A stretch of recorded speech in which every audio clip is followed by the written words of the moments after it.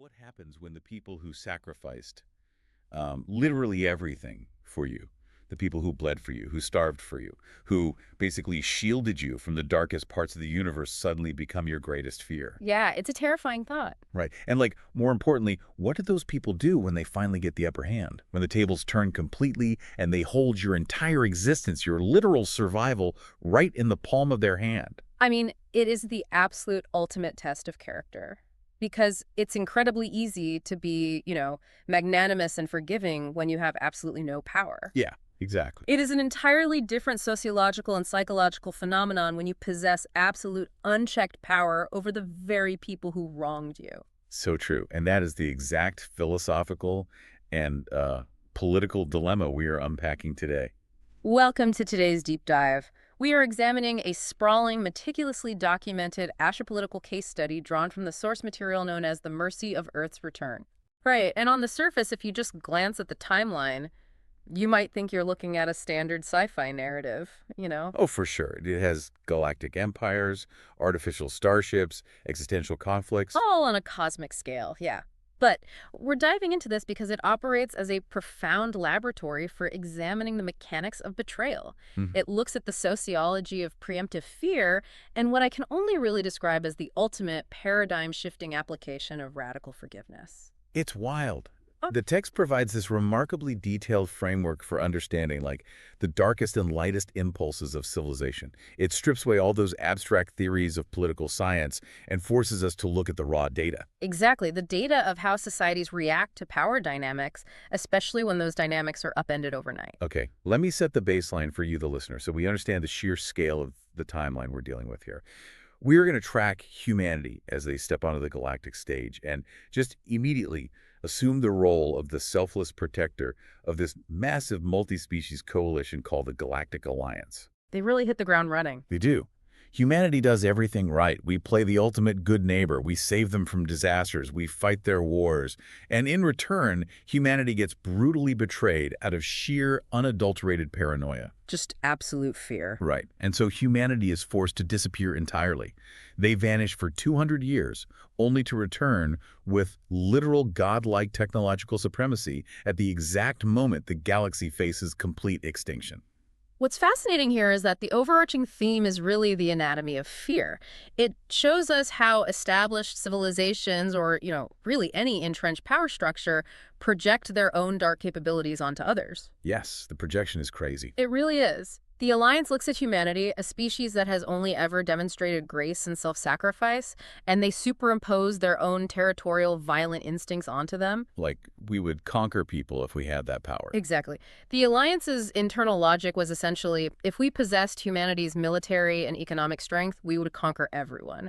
Therefore, humanity must secretly be planning to conquer us. It's a devastatingly toxic mindset. But let's unpack this with an analogy. Imagine you're the friend who always helps everyone move. You lend them money, you fix their cars. Right.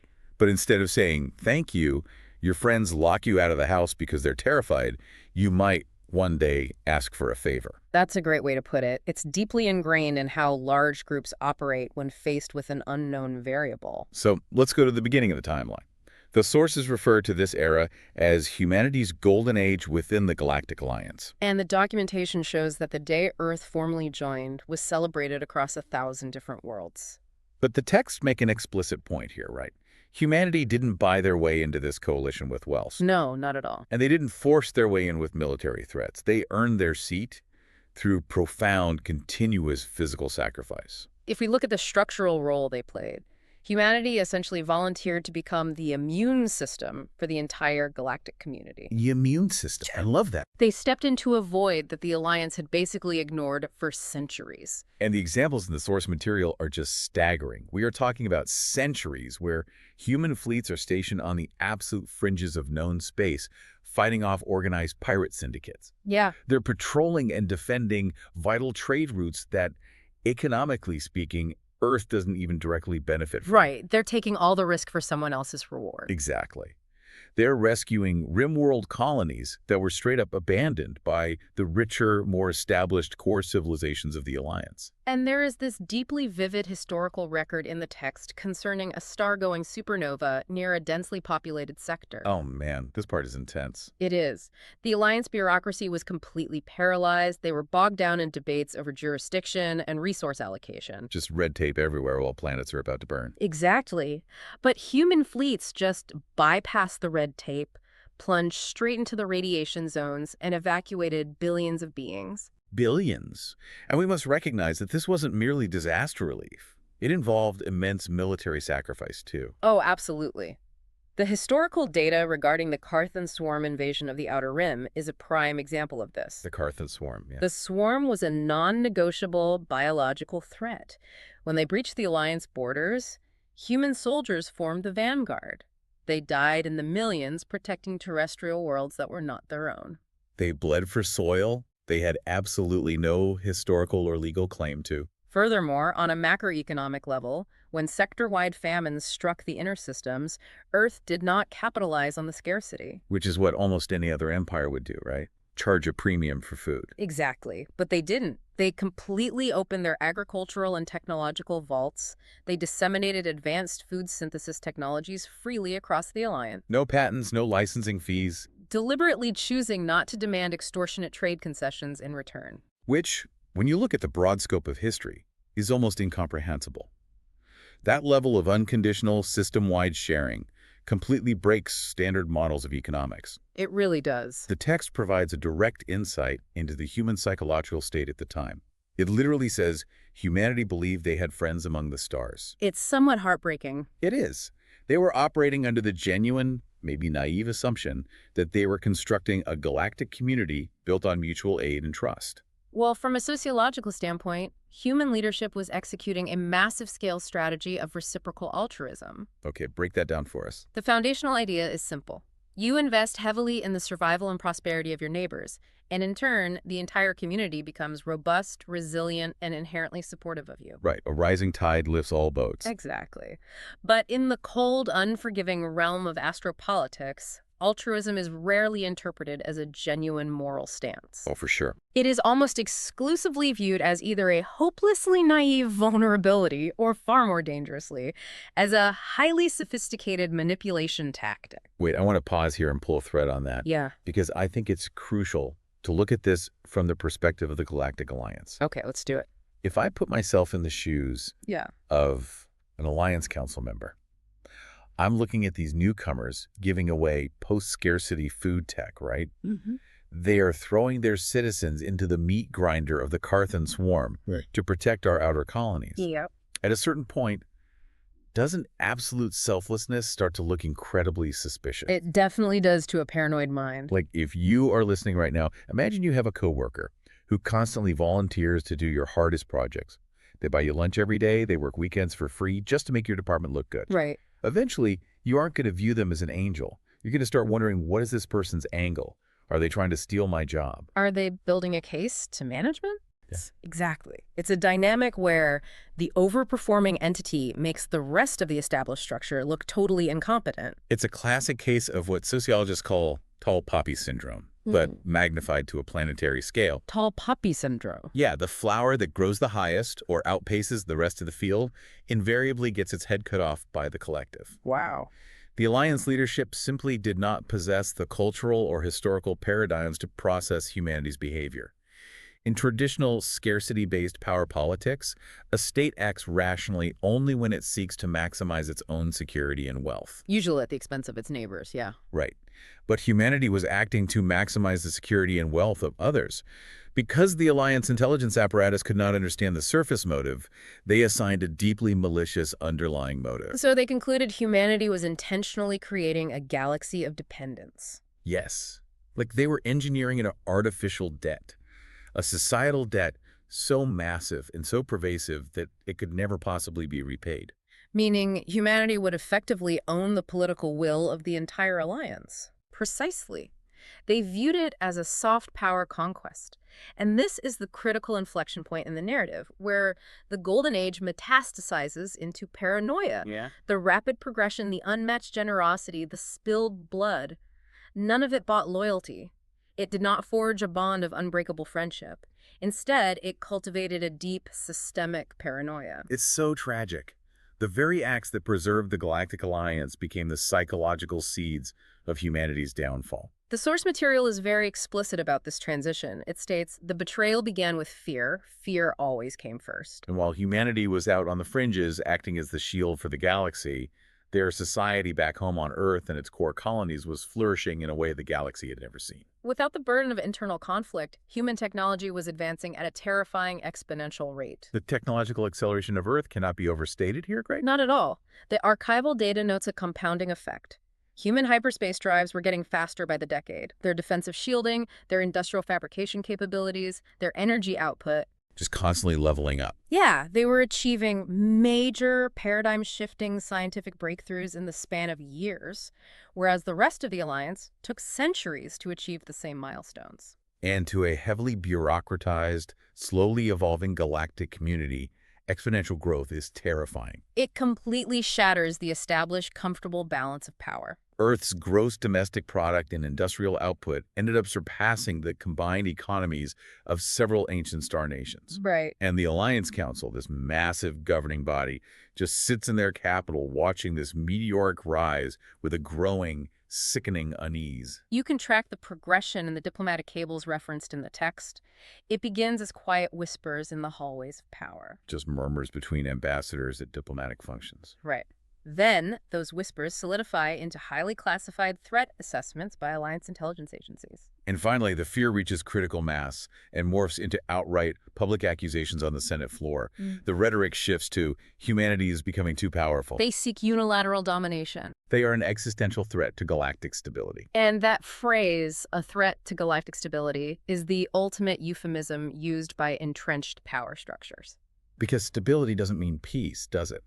No, in this context, it means the preservation of the current hierarchy. The Alliance leadership did not want progress if that progress meant they would be relegated to a secondary status behind humanity. Right. They vastly preferred a predictable, manageable level of danger, like occasional pirate raids or border skirmishes, over an unpredictable, uncontrollable, rapidly evolving force. Even if that force was fundamentally benevolent, the irony is so sharp, it borders on the absurd.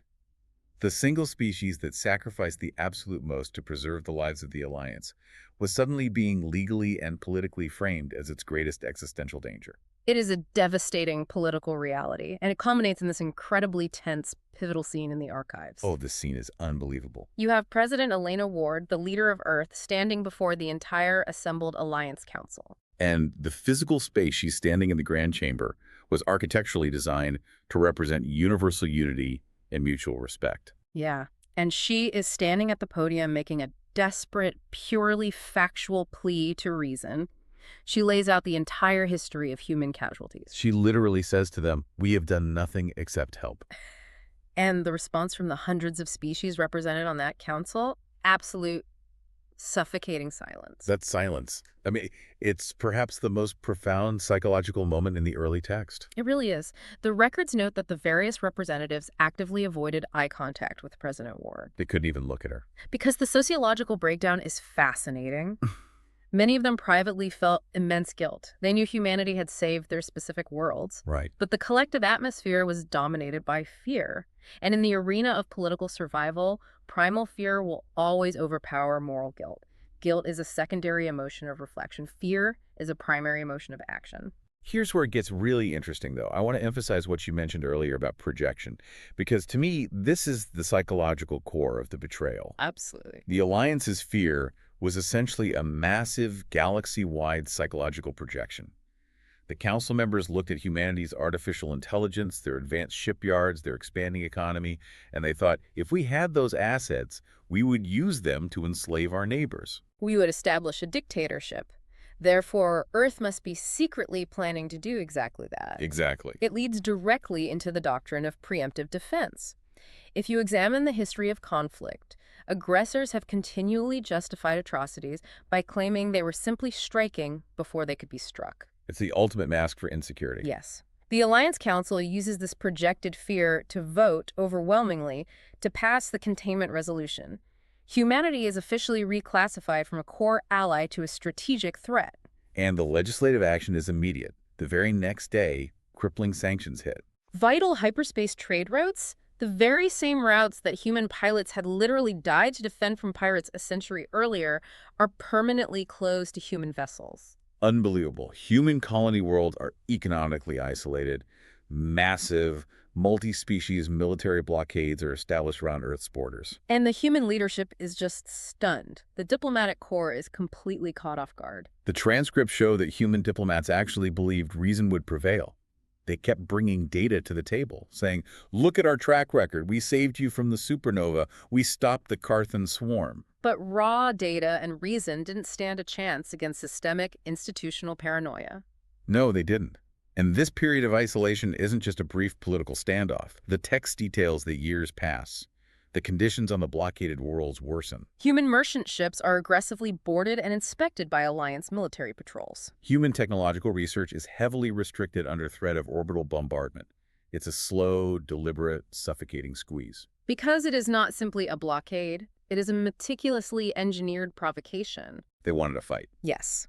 The Alliance military high command is tightening the noose, actively hoping that humanity will lash out. If a human fleet fires on an Alliance blockade runner, if a human colony revolts against the sanctions, it immediately provides the Alliance with the casus belli, the justification for war that they desperately need. A human retaliation would validate the Alliance's paranoia. Exactly. It would prove to the public that humanity was violent and dangerous all along. But humanity absolutely refuses to take the bait. The discipline required for this is staggering. It's almost superhuman. They remain patient.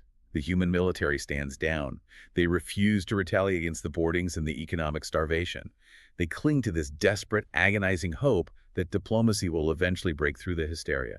And because humanity steadfastly refuses to give the Alliance a legitimate reason to attack, The Alliance High Command simply decides they don't need a legitimate reason anymore. They launch the genocide. the terminology used in the historical archives is deeply revealing here. The Alliance officially designated it a proactive defensive operation, but objective history remembers it as an unprovoked genocide. It is a chilling demonstration of how bureaucratic language is weaponized to sanitize mass murder. Yes. The details of the initial strike are visceral and horrifying.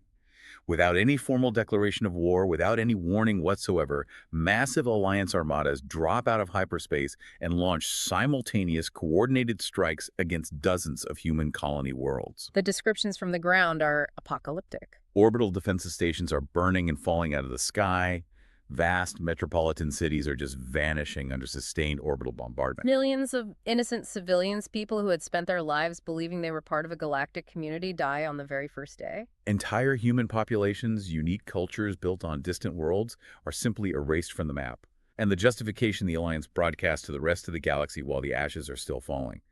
They announce that humanity may become dangerous in the future. Just think about that phrasing. Not that humanity committed an act of aggression, not that humanity was mobilizing an invasion force, but that they theoretically might do so centuries from now. The legal and moral criminality of punishing a hypothetical future crime is a concept that shakes the foundation of any civilized justice system. It represents the absolute death of innocence. The broader galaxy watches this slaughter in horror.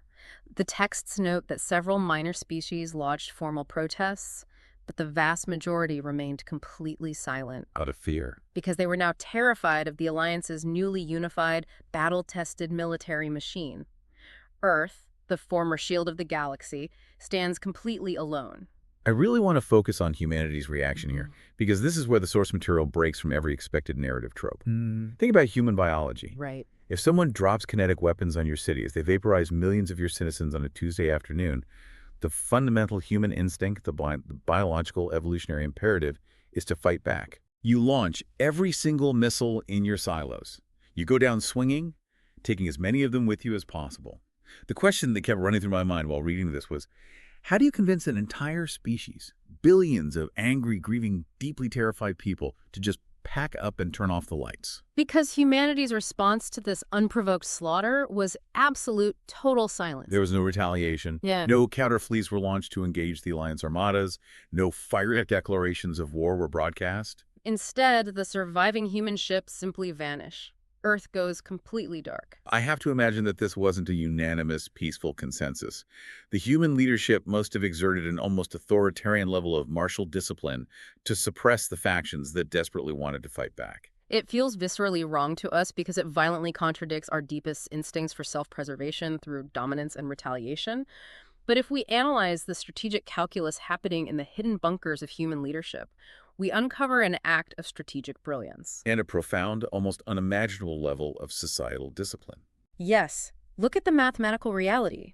If humanity fought back, they would be engaging in a multi-front war of attrition against the combined military-industrial complex of the entire galaxy. Right. And even if humanity won that war, which, given their rapid technological advancement, they actually might have, what does the aftermath look like? Exactly. The aftermath is the trap.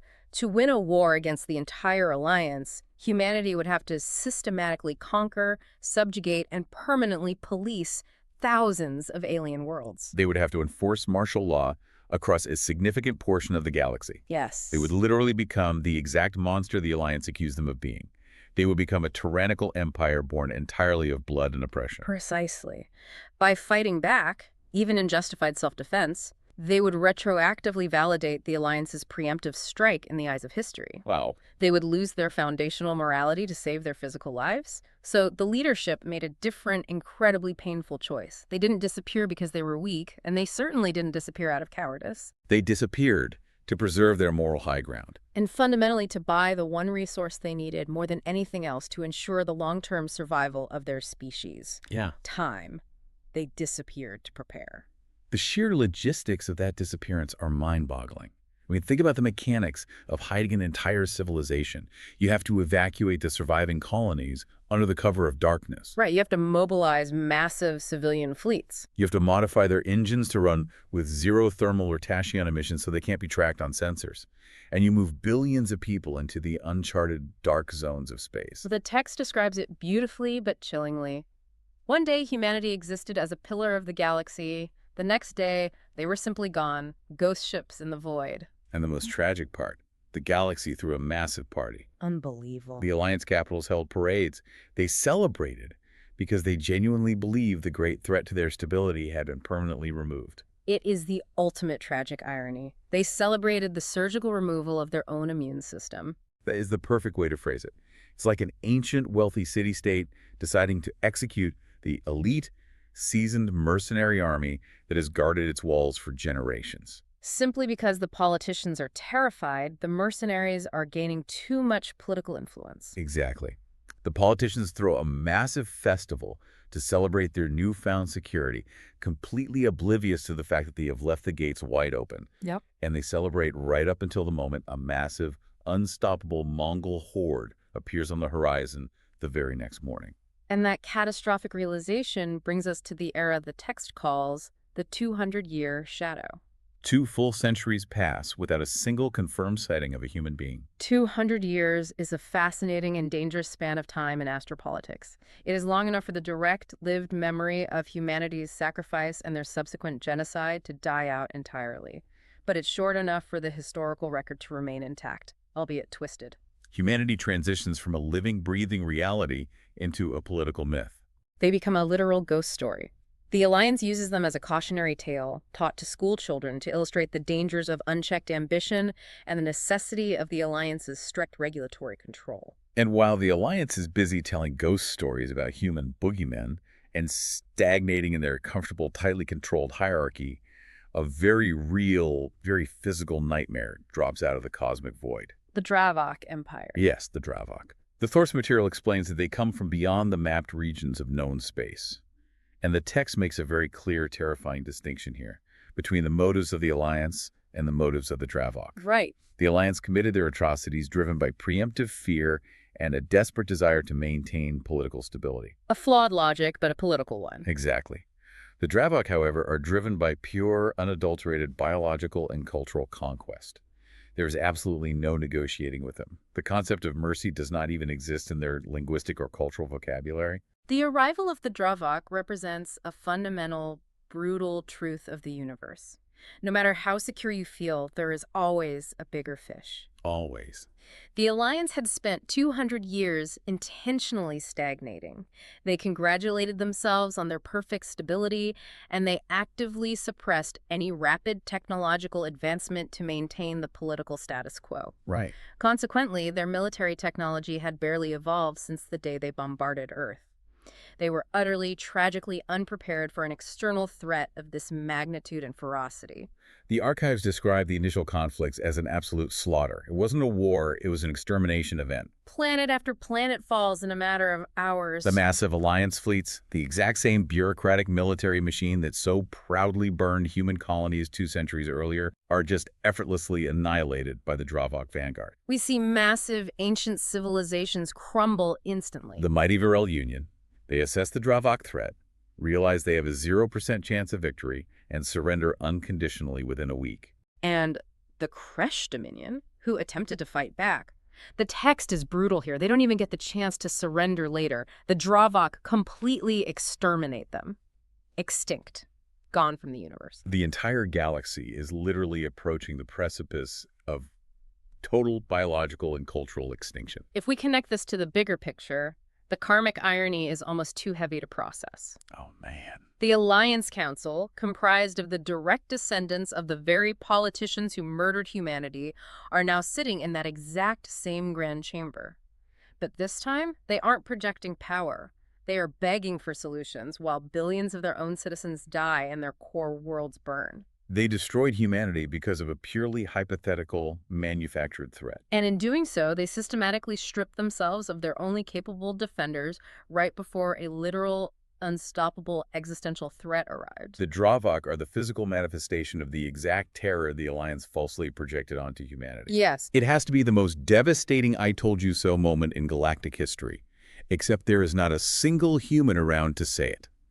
If you are listening to this, I want you to truly put yourself in the shoes of an Alliance Council member in that chamber. It would be terrifying. You're watching real-time holographic feeds of your civilization being burned to ash. The casualty counters are spinning so fast they look like a blur. And the realization slowly dawns on you that the only people in the known universe who had the military doctrine, the technological adaptability, and the sheer willpower to fight this enemy are the ones your great-grandparents murdered and drove into the dark 200 years ago. It's like firing your entire IP department to save a little money, feeling really smart about your budget, only to immediately get hit by a massive company-destroying ransomware attack. The desperation must have been suffocating. The desperation was absolute. The archival records from the council sessions during this period show a complete breakdown of political order. There were no diplomatic solutions. There were no tactical maneuvers left to try. The text is incredibly blunt in its assessment. The Dravok were simply stronger. They were an unstoppable force meeting a highly fragile, stagnated object. The great economic powers collapse. Ancient cultural centers vanish. It is universally accepted across the surviving worlds that this is the definitive end of the galactic era. And then right at the very last second, right at the absolute precipice of total irreversible annihilation, when the Dravok armadas are moving into position to strike the Alliance capital itself. A subspace signal appears. Yes. And it originates from the one place nobody in the galaxy ever expected to hear from again. A dead, restricted zone in the outer spiral arm. It originates from Earth. And the message they broadcast across every frequency in the galaxy is so simple, so profoundly understated, it gives me goosebumps just reading it. 6 words. We're returning. Hold on. Those 6 words are an absolute masterpiece of psychological impact and messaging. We are returning is a declarative statement of undeniable power and absolute fact. It does not ask for permission from the Alliance. It does not offer a treaty. It simply states a new reality. And the second half, hold on. Yes, hold on is an instruction of immense, almost parent-like compassion. It cuts through the terror of a dying galaxy to tell them that salvation is actively inbound. The initial reaction from the Alliance is pure disbelief. The diplomatic logs show they thought it was a cruel psychological trick by the Dravok. Earth had been abandoned. The human race was extinct, or at best, reduced to a few scattered nomads. But the cryptographic signature of the signal is undeniably human. What I find absolutely fascinating in this section of the text is the reaction of the Dravok military command. You would think an unstoppable empire of conquerors wouldn't care about a single signal, right? You'd think so. But the text details that panic actually starts spreading through the Dravok intelligence networks. Their data miners start digging up ancient historical records from the Alliance worlds they just conquered. They find the heavily redacted data on humanity's rapid expansion and sudden disappearance. The Dravok intelligence analysis is a crucial turning point. The Dravok are a purely militaristic society. They understand the cold mathematics of warfare better than anyone. Right. When they review the 200-year-old sensor logs of the human exodus, they don't see a weak species that fled in terror. They immediately recognize the terrifying tactical reality of what actually occurred. They realize what the Alliance missed. Exactly. They read the data and realize this was a highly advanced civilization that possessed the discipline to disappear voluntarily. The Dravok understand that an enemy who possesses the sheer societal willpower to spend 2 solid centuries preparing in absolute secrecy, channeling every ounce of their industrial capacity into survival and advancement, is the most dangerous enemy in the universe. And exactly 3 days after that signal, the entire galaxy finds out exactly what humanity has been doing in the dark. Oh, this part. The fabric of hyperspace just ruptures. It doesn't open gracefully. The text says the sheer gravitational mass of the human fleets tears space open. Thousands of massive, utterly unrecognizable vessels emerge, and then millions, and then countless more, blotting out the stars. The sky above the embattled Alliance worlds is suddenly filled with human ships. And I have to pause here, because the data on their technological evolution is mind-blowing. It really is. So what does this all mean mechanically? They didn't spend the last 200 years sulking in a cave on hidden planets. They didn't spend 2 centuries writing tragic poetry about being betrayed. They spent every single second of those 200 years in the lab. They spent it in hidden orbital shipyards. The technological leap documented in the text is staggering. They entirely bypassed standard evolutionary technological curves. To put it in terms our listeners might understand, humanity achieved what theoretical astrophysicists would call a Kardashev Type 2 or even bordering on Type 3 civilization status. Wow. But they did it in the span of 2 centuries, driven by the absolute necessity of survival and the singular, terrifying focus of a civilization living in permanent exile. Yes. Let's break down what that actually means mechanically, because the source material explicitly mentions artificial star engines. Right. The human ships weren't running on standard fusion reactors anymore. They had literally figured out how to harness the total energy output of an entire star, encapsulate that reaction, and put it inside a spaceship. Which is just mathematically insane. It's the equivalent of going off the grid into the woods with a basic hammer and nails, and 200 years later walking out with a fleet of flying spaceships powered by captive stars. Yeah, that's a perfect analogy. The text describes defensive fields that don't just protect a single ship's hull, but project gravitational anomalies that wrap around entire fleets, rendering Dravok kinetic weapons completely inert. They deployed weapons that don't just shoot lasers or plasma. They deployed weaponry that actively distorts the fundamental fabric of space-time itself. They had transcended the physical rules that the rest of the galaxy, including the Dravok, were still forced to play by. The galaxy watches this deployment in pure paralyzed disbelief. The entity that has returned is no longer just a remarkably strong and generous member of the Alliance. They have evolved into something completely extraordinary. From the perspective of the beleaguered Alliance and the invading Dravok, humanity has returned as gods among mortals. And then comes the broadcast that stops the entire galaxy in its tracks. Admiral Marcus Hale, the supreme commander of this impossible god-tier fleet, addresses every single world simultaneously. His voice echoes across billions of communication channels. And he does not start with a battle cry or a declaration of war against the Dravok. He starts with a history lesson directed squarely at the Alliance. He says, "We remember what happened. We remember the betrayal. We remember the burning of our worlds." If we analyze the psychological weight of those specific words falling upon the Alliance Council chamber, it must have been utterly suffocating. Absolutely. The Council hears that broadcast and they must be trembling in absolute terror. They expect the ultimate revenge. They believe humanity has returned to finally settle the 200-year-old score. And strategically, why wouldn't they? If the Alliance Council possessed those artificial star engines and space-distorting weapons, they would absolutely use them to crush their betrayers into dust. They are sitting in the dark, waiting for the executioner's axe to fall. But Admiral Hale drops the most epic, paradigm-shifting pivot in recorded history. After reminding them of the genocide, he pauses and says, "But today, the galaxy faces a greater threat." And immediately the human fleets accelerate. They completely ignore the undefended Alliance core worlds, which they could have glassed from orbit in seconds, and they fly straight toward the main Dravok Armada. Thus begins what the history books call the 17-minute war. The sheer precision and the absolute brevity of this conflict are a testament to the overwhelming, almost incomprehensible technological disparity between the two forces. 17 minutes. That is less time than it takes to commute to work. A Dravok Armada containing 20,000 of their most advanced, heavily armored warships is engaged. And the historical text makes a vital, terrifying distinction regarding the physics of this battle. The Dravoks weren't just defeated, they were destroyed at a subatomic level. The human spatial weapons didn't just break the Dravok ships apart into debris. They erased the matter completely. Entire formations of these unstoppable conquerors just vanished from existence, as if they had never been built.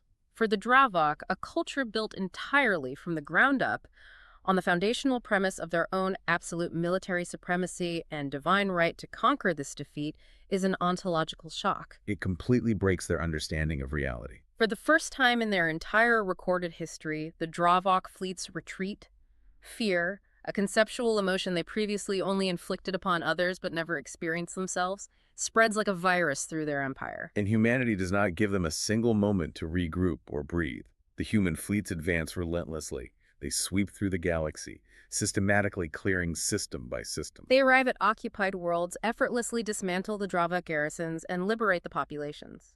Refugees who had been hiding in asteroids are able to return to their home planets. Hope, a concept that was basically extinct a month prior, floods back into the galaxy. The campaign is a masterclass in logistics. Human strategies are flawless. Their technology functions like literal magic to the observers, and within a remarkably short period, the Dravok capital world itself is completely surrounded by human ships. The war is over. The victory is absolute and undeniable. The galaxy erupts in celebration. The nightmare that nearly ended their civilization is over. Justice, exactly as the Alliance defines it, has arrived. The Dravok Emperor and his high command surrender, and this is where the narrative reaches its absolute defining moral climax. Every single surviving Dravok leader fully expects to be executed. The entire galaxy, every species that suffered under their brutal occupation, demands total, uncompromising revenge. The Dravok murdered trillions of sentient beings. They completely exterminated the crushed Dominion. The Alliance Council, finding their courage, now that humanity has done the heavy lifting, demands blood. They want the Dravok species wiped from the universe. And here's where I have to stop the narrative and really push back, because I think a lot of listeners might actually side with the Alliance here. It's a very human response. We have to ask the incredibly hard, uncomfortable moral question. Look at the data. The Dravok are not the Alliance. They aren't just a group of scared politicians who made a bad, paranoid call out of fear.